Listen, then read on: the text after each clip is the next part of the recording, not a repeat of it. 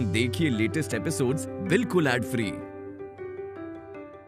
Bharat Ratna doctor Bhimrao Ambedkar को कोटि कोटि नमन। ये कार्यक्रम डॉक्टर भीमराव अंबेडकर के जीवन पर आधारित है, जहां भारत की जनता के प्रति उनके योगदानों को पूरी सजगता से चित्रित और रेखांकित करने का प्रयास है। कार्यक्रम में दिखाई गई घटनाएं लब्ध पुस्तकों से ली गई हैं। इस कार्यक्रम के जरिए चैनल की ओर से एक विश्वसनीय, सजग और सकारात्मक प्रयास है कि डॉक्टर बाबा साहेब भीमराव अंबेडकर के जीवन की संघर्ष यात्रा एवं गौरव गाथा पूरे आदर के साथ घर घर पहुंचे और उनके योगदानों से सभी संपूर्णता में परिचित और आह्लादित हों।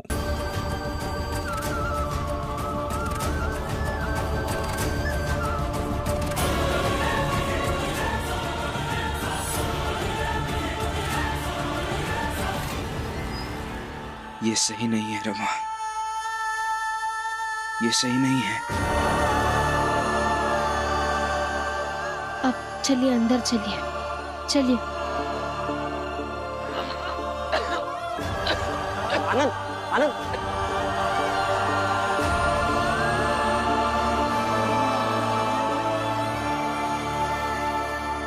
आनंद, क्या हुआ?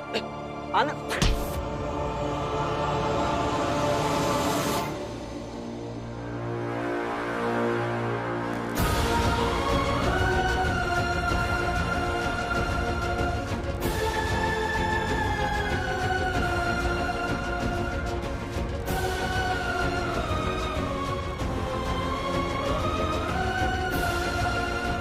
बाला भैया,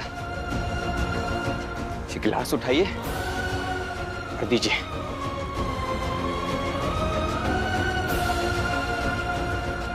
गिलास उठाइए।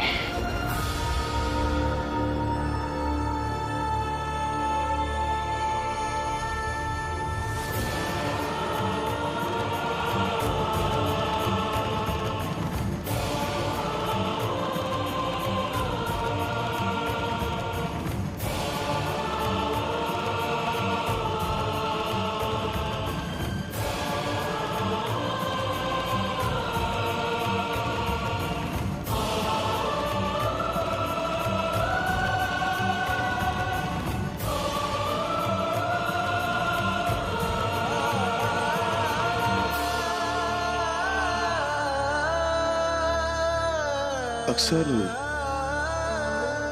अपने बेटे की हार पर एक बाप को उसे नीचा दिखाना अच्छा नहीं लगता।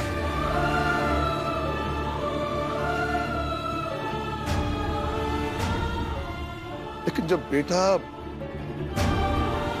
अपनी मर्यादा, आदर्श, नीति भूल जाए तो उसका मजाक उड़ाना निश्चित है। लेकिन मुझे ऐसा लगता है कि सबसे पहले उसके बाप का मजाक उड़ाना शुरू कर देना चाहिए, ताकि बेटे को बुरा लगे और वो सुधर सके।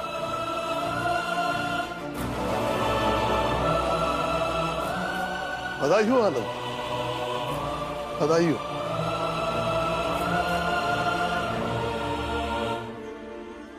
जीत गए तुम।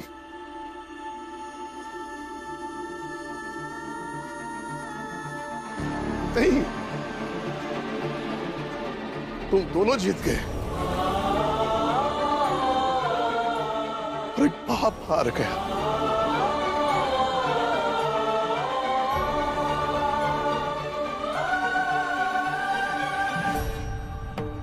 मालिक, वो भीमराव ही नहीं बल्कि जेके साथ रहा था, वो भी जीते लगा है। अब बताइए ना मालिक, वो आनंद जैसा बीमार आदमी जो इतना कमजोर रहा है, वो तक बाला का धक्का दे डारिस। हमका तब समझे नहीं आवा कि वो आनंद के ताकत रही कि भीमराव की। सीधे सीधे बता, जो काम दिया था वो हुआ या नहीं हुआ? हाँ, हो गया।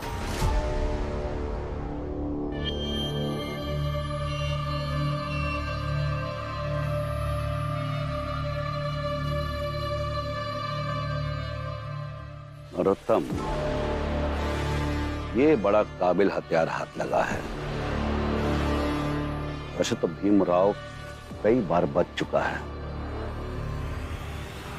लेकिन जब वार उसके खुद के भाई बाला से करेंगे तो कैसे बचेगा वो? प्रणाम मालिक। प्रणाम मालिक। बाला, स्वागत है हमारे पास। इतने भी खुश मत होइए जोशी जी। मैं आपके पास भीम के खिलाफ होने नहीं आया।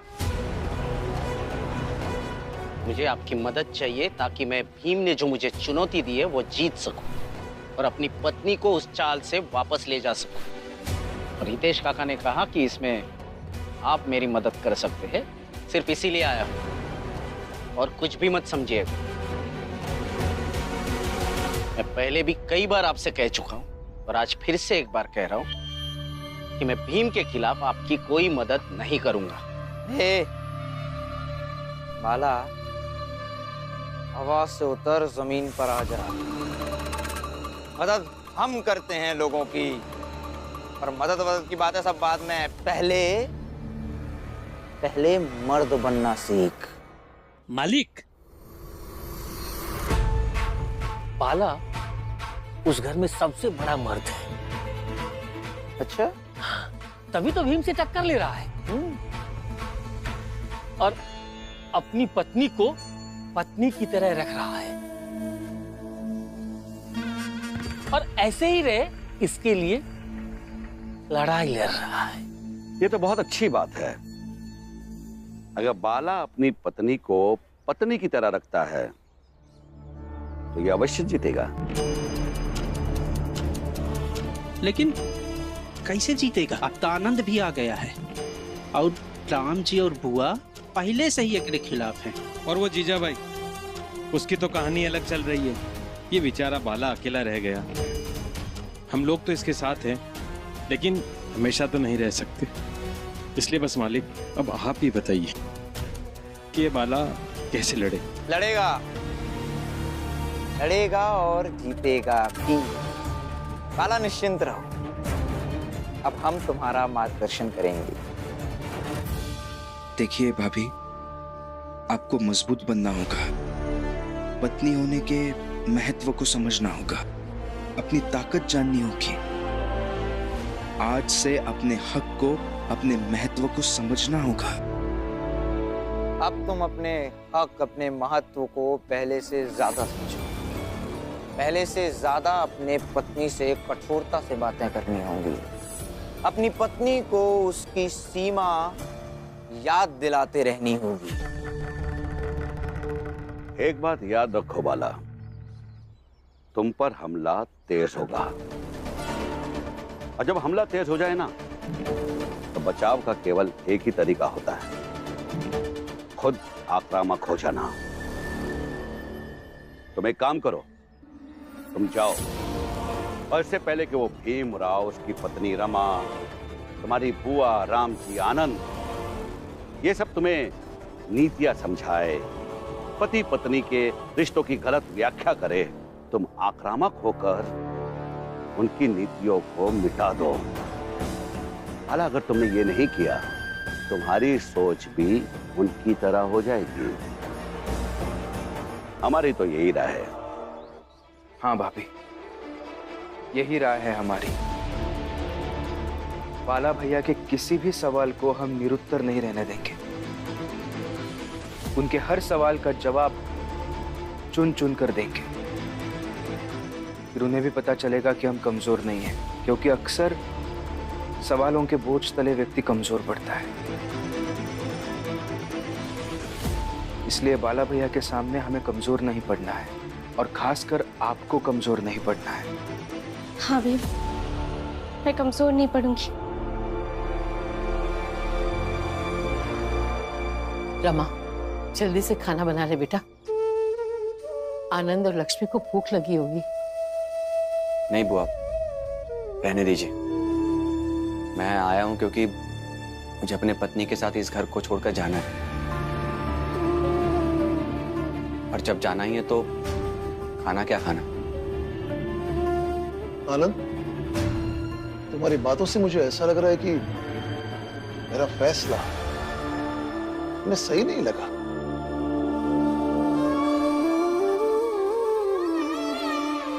हाँ बाबा,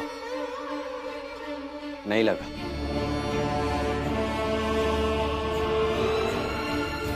पर कई बार तो ये घर कम और अदालत ज्यादा लगने लगता है।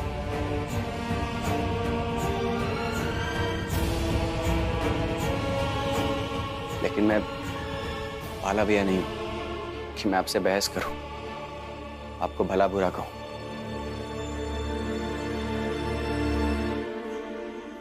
शायद मैं बाला भैया की तरह आपको सिरे से गलत भी नहीं समझता हूं।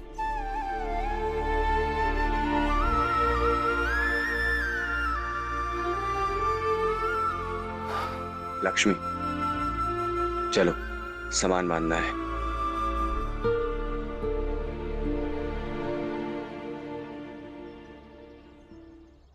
देखा बाबा,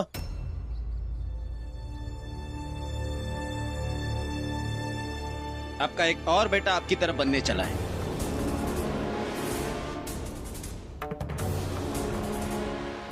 बाबा, बाबा आनंद भैया को रोक लीजिए ना, नहीं तो बात खामखा बढ़ जाएगी। उनके तेवर सही नहीं नजर आ रहे हैं।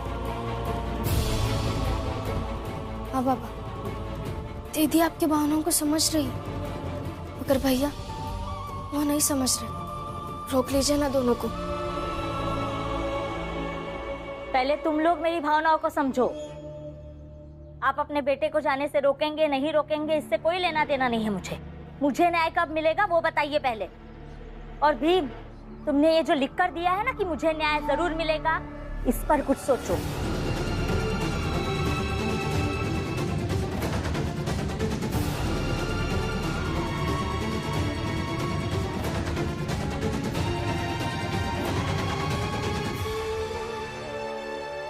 बाबा,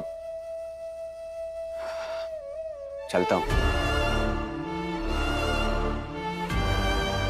मगर बाबा, आप हमारे लिए दुखी मत होइएगा। बाबा किसी के लिए दुखी नहीं होते, इनके लिए इनका आदर्श सबसे पहले और फैसला अंतिम। आनंद भैया ऐसे मत कहिए। भीम, मुझे तुमसे कोई शिकायत नहीं है, लेकिन बाबा से कई सारी है। इस घर में भीम, रमा और शायद बुआ को छोड़कर सबको बाबा से शिकायत है।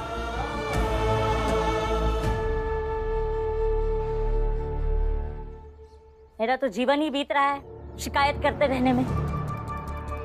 उम्मीद लगाए बैठी हूँ कभी तो न्याय मिलेगा मुझे, इस परिवार से या फिर कम से कम तुमसे। भीम, चुप करो जीजाबाई, चुप करो।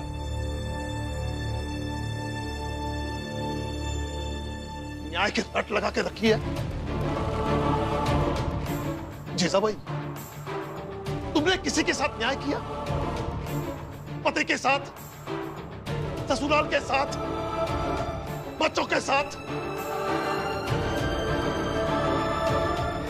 तुम जब न्याय मांगती हो ना तो मजाक ज्यादा लगता है, इसलिए अपना मुंह बंद रखो और खुद का मजाक मत बनाओ।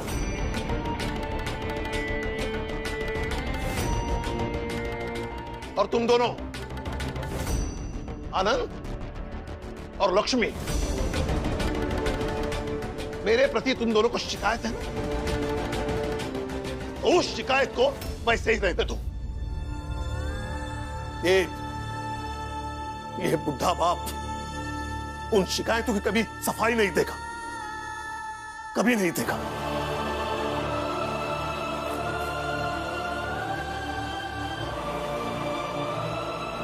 ठीक है बाबा।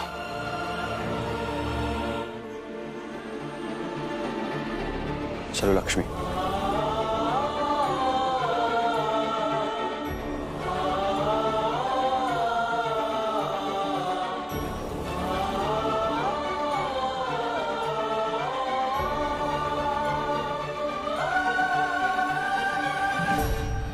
सब अच्छे से भीमराव के घर को देख लो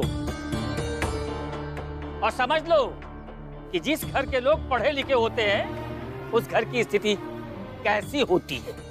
बात बात पे कुछ ना कुछ कहते हो काका। इसमें पढ़ाई लिखाई की कहाँ से बात आ गई? आ गई ना बेटा, अभी तुम बच्चे हो, नहीं समझोगे। हम सब अनपढ़ हैं, या आसपास के 10-20 साल जाकर के घूम के आ जाओ, सब अनपढ़ हैं। लेकिन अनपढ़ के घर से एक एक करके बेटों को घर छोड़कर जाते हुए कभी देखा है? अरे उधर मुंडी करके देखो, बड़ा बेटा तो सब दिन बाहर ही रहा, छोटे को तो जाते हुए देखे ही थे। अरे और तो और इस घर का जो मुखिया है ना, रिटायर्ड सूबेदार राम जी, वो भी एक बार बहुत दिन तक बाहर रहा है। और अब ये मझला बेटा आनंद और बहू लक्ष्मी, ये भी घर छोड़ के जा रही।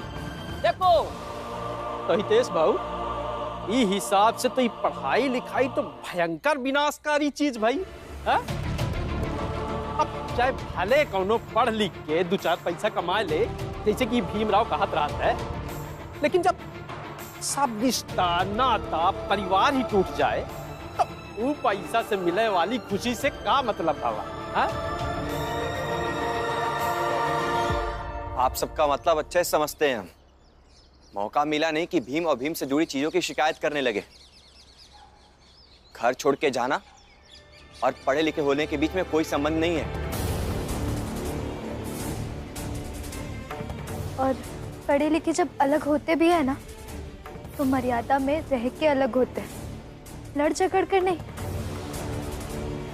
और अगर आप लोग पढ़े लिखे होते तो ऐसे एक घर को बिखरता देख ताने नहीं मार रहे होते।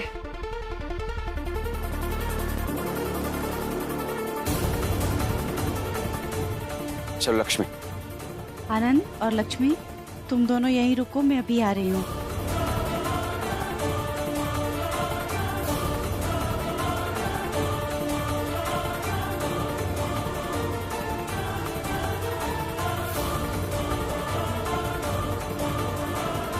राम जी भाऊ, आपसे एक बात कहनी थी। जी कहिए। इतने सालों से आपको इस चाल में देखा है, आपके परिवार के साथ रही हूँ, और एक ही पंक्ति में कहूँ तो आपके परिवार का होना ऐसा लगता है जैसे अंधेरे में उजाला है। आप लोगों की बातें, आप लोगों की सोच, ये सब सोचने पर मजबूर करती हैं। मैं परिस्थितिवश भले ही भीम के पक्ष में रहूं या विपक्ष में, लेकिन मैं ये दिल से चाहती हूँ मेरा बेटा दीपक भले ही पूरा भीम जैसा न बने, लेकिन थोड़ा तो बने, जिससे उसका जीवन, उसकी किस्मत बदल जाए।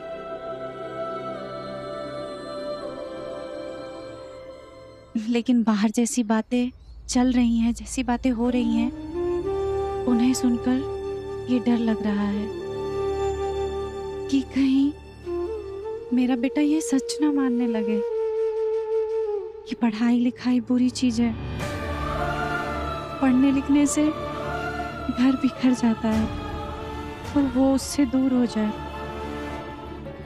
और ये दूरी मैं बिल्कुल नहीं चाहती। हाँ, कई बार हालात के सामने मैं हार मान लेती हूँ, लेकिन मैं ये जानती हूँ कि यही पढ़ाई लिखाई, यही किताबें उसे एक दिन पक्के उसूल वाला व्यक्ति बनाएंगी। और मैं मानती हूँ कि आनंद और लक्ष्मी को सजा भी आपने अपने पक्के उसूल के कारण ही दी है।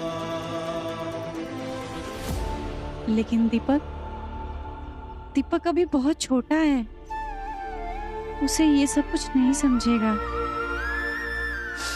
उसे तो बस यही लगेगा कि आपका घर पढ़ा लिखा है और बारी बारी करके सब अलग हो गए। राम जी भाऊ, आनंद और लक्ष्मी को रोक लीजिए। अगर उन्हें आप रोकेंगे तो वो रुक जाएंगे और दीपक की सोच गलत दिशा में बढ़ने से रुक जाएगी। रोक लीजिए उन्हें।